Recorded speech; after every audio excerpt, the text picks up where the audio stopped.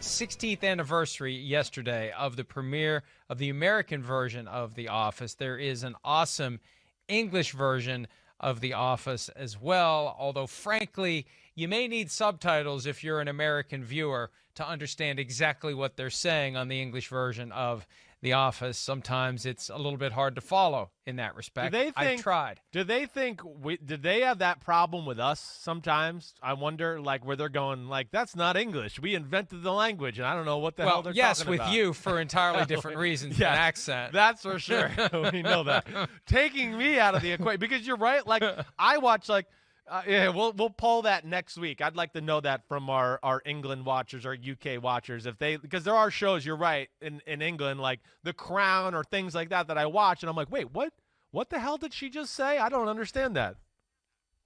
One of the things that I enjoy about the topics that we trip over that instantly become poll questions on your Twitter page that I then retweet, the people who aren't watching the show, and there are many of them, they're wondering what in the hell is wrong with us. We're asking these random, bizarre questions in a morning. It's like, folks, these are all coming from, our organic discussions during PFT Live. So today's draft, the NFL people you would want to be your boss. And I've got some possibilities here, and I'm not quite sure how this is going to go. Chris, you've got a trivia question for me. Not the first pick matters at all today, but It's our ritual. Go ahead, ask me the question. We'll see if I get the first pick. Okay. When Michael fires Devin instead of Creed in the second season of The Office, what does Devin do to Michael's car? I don't know this. Like I've told you. I know this. I know this. Okay. I know it. I've seen it recently. He busts a pumpkin all over it. He busts a pumpkin all over it. Wow, way to go. You're really has this supplanted Seinfeld as your new Seinfeld now, to where you're watching this and like you're going to know every episode here soon? It's equal. It's equal. It's equal. I got to get on I got to get on The Office. I really do.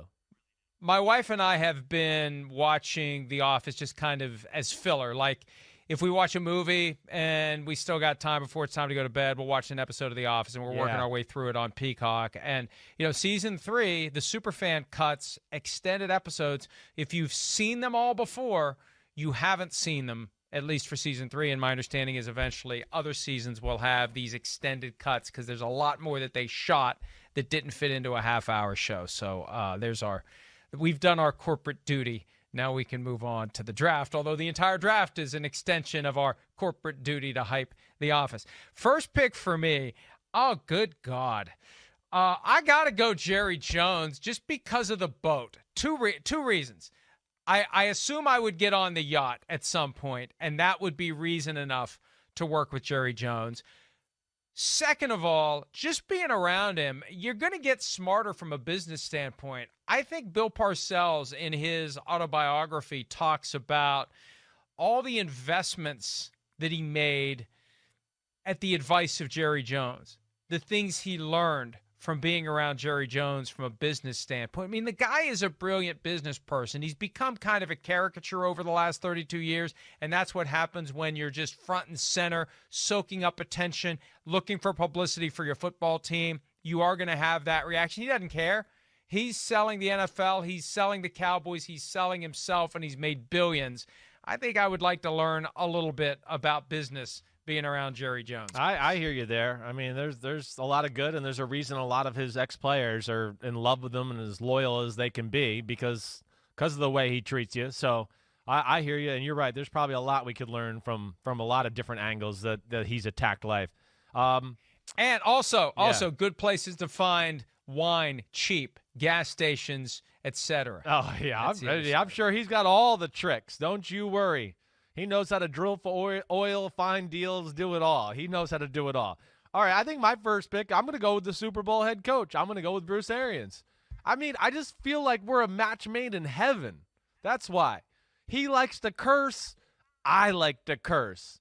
He likes to retox. I like to retox. I just think it would be too much fun. Again, he's a Jersey guy, so I think there's a part of me there that loves that aspect of him. But anything I've ever heard, about him and just being around him a few times really quick at the combine. That's all I really know. I love being around him. I do. I could see why people want to work for him and do all of that. Like here, here's the great thing he said to me at the last combine, right? He goes, I said something like, hey, you still got pictures of me up in the facility? And he looked at me and he went, yeah, in the training room. That was awesome. I was like, that's my kind of guy right there. Yeah, I almost died, but you put me in the training room, fine. He's on my list too. Yeah. And the big difference between him and you, with you, there's detox. With him, it's just all It's all detox. There's never detox. You're right. With Bruce Arians. One of his great lines is rum and Coke is the drink that he drinks when he's not drinking. Okay, you took him off my list. I'm going to go Jim Irsay for one very important reason. I assume that Jim Irsay would not have a problem with me going in and messing around with all of his expensive musical instruments when he's not in the office, because he's got a museum of expensive musical instruments. And, you go strum on someone's guitar, Jimi Hendrix's guitar, and go play John Lennon's piano. That would be kind of cool. And also, I mean, look,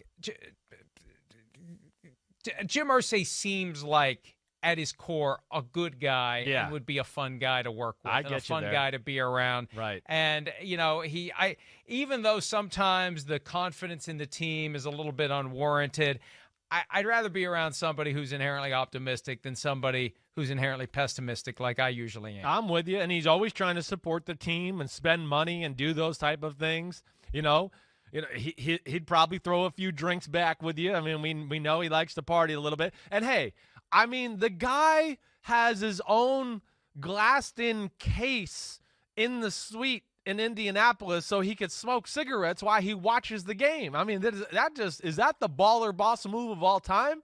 That is an unbelievable thing. So so basically, it's a cigarette version of the Pope Mobile. It really is. I've seen it, being in the stadium there before on that level, and I was like, what is that? And they're like, oh, that's Irsay's box. And I was like, holy crap, he's got a whole filtration system and this whole little thing just for him. So that's when you're a baller. Okay, my next one, I think I'm gonna go with Andy Reid. Andy Reid is just it's too good of a guy. Just easy to get along with. Make jokes. Yeah, he loves football. He empowers his players to give him ideas. He's got all these crazy trick plays and things they have fun with.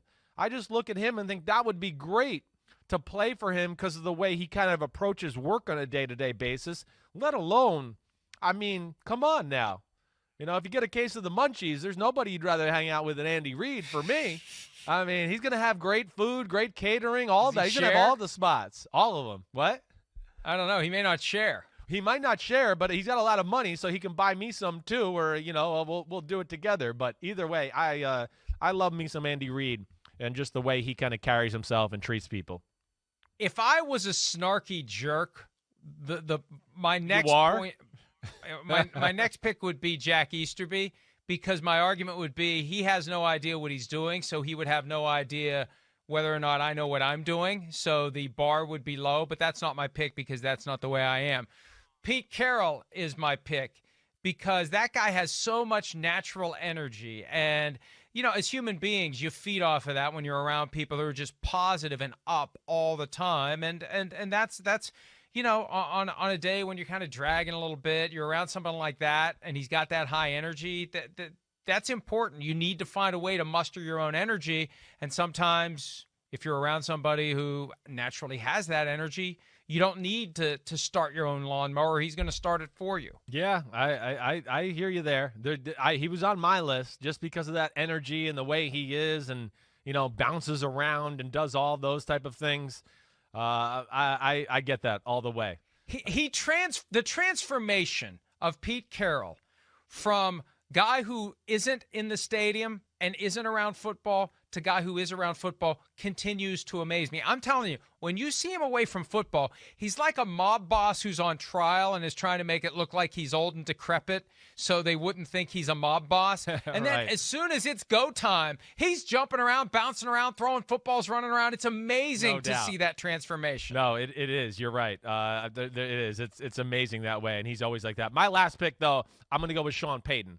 Sean Payton, to me, Johnny psycho scientist in the lab all the time, inventing these crazy plays, swears, cusses, real football guy. And I feel like you can make a connection on a human level too, where it's not always just coach talk. So like Sean Payton a lot. Hi, I'm Mike Tirico, and thanks for watching. Make sure to hit subscribe for the latest news and highlights from NBC Sports.